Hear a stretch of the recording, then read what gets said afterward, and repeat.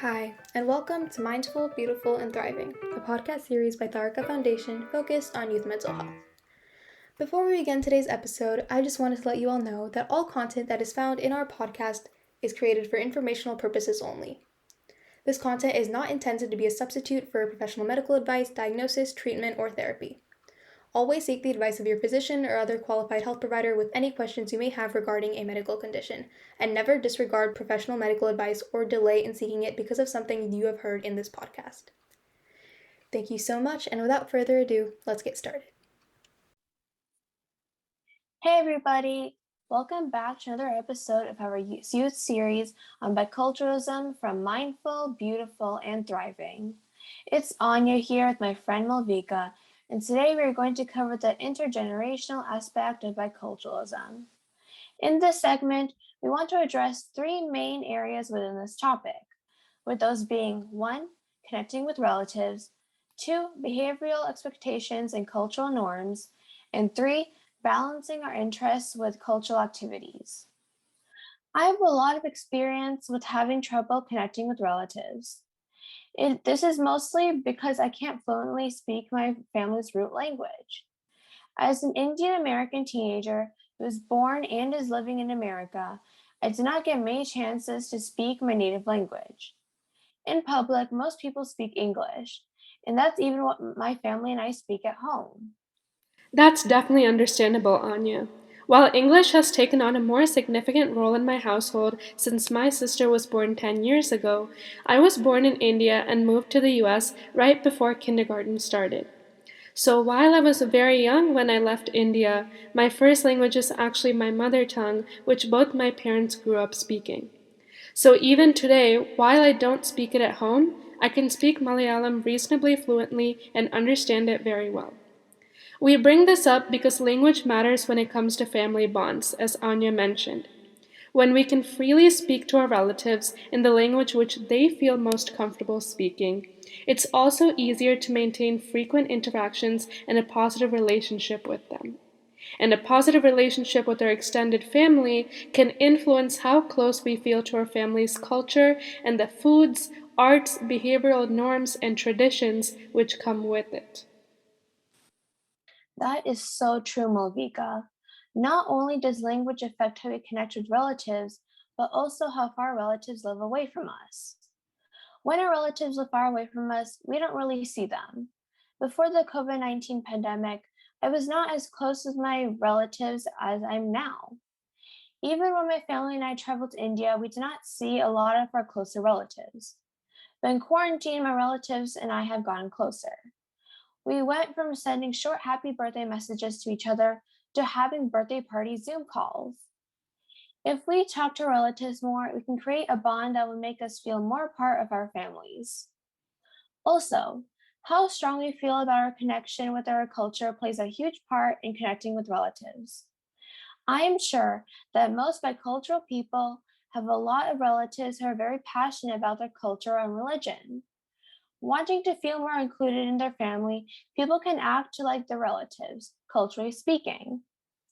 For some people, that is not a problem, but others may feel that they aren't being themselves. There are also people who seem very comfortable in the culture of the country that they are being raised in. But as long as you are acting like yourself, you will feel at ease.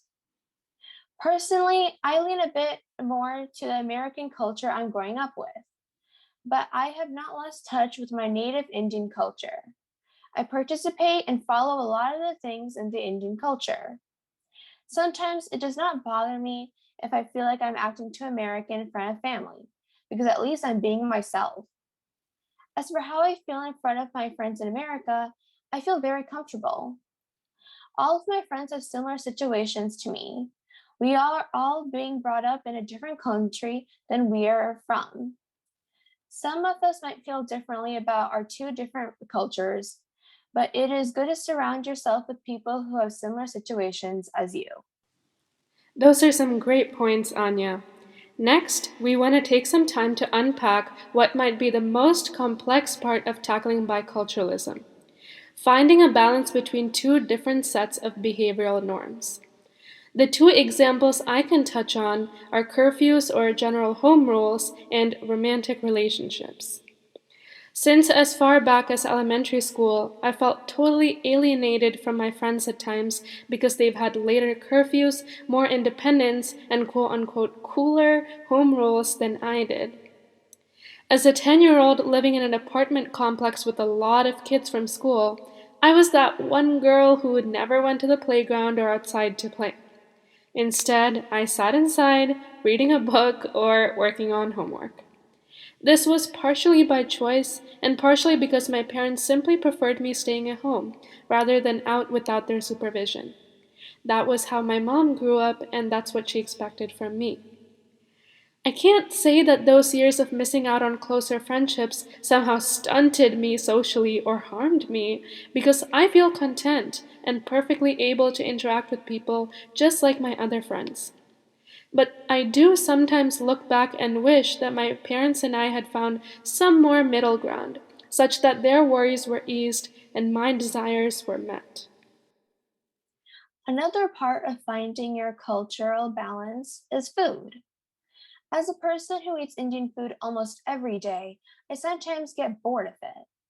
I would love to experience different cuisines every day or just eat more Western cuisine.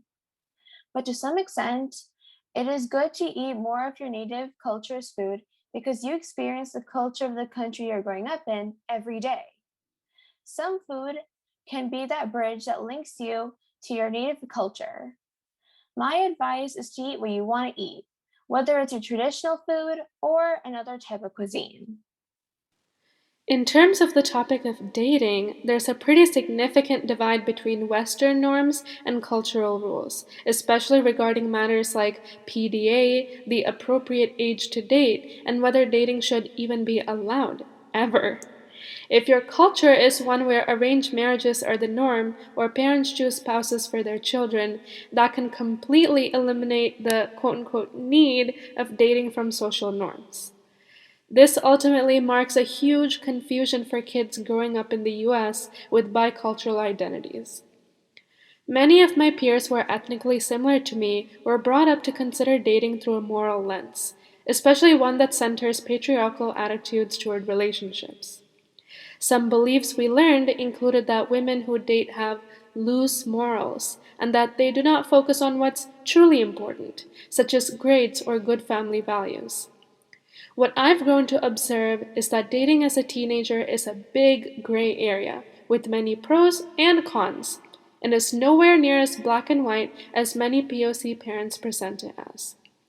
Imagine if kids and parents could ease into more open and honest conversations regarding why parents might frown upon dating and why kids might not understand their rules.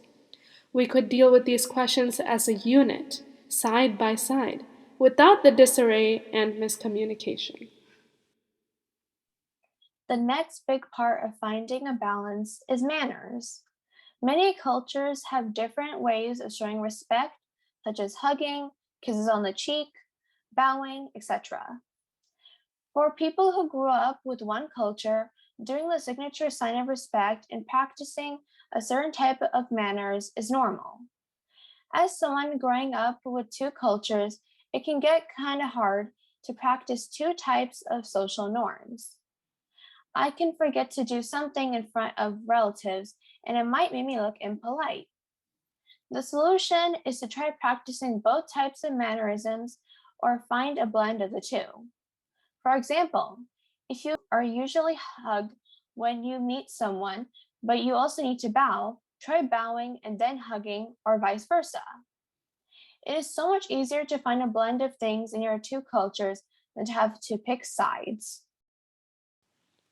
Lastly, we want to bring up something that we briefly touched on in our last episode: cultural activities and how they play or don't play into our interests.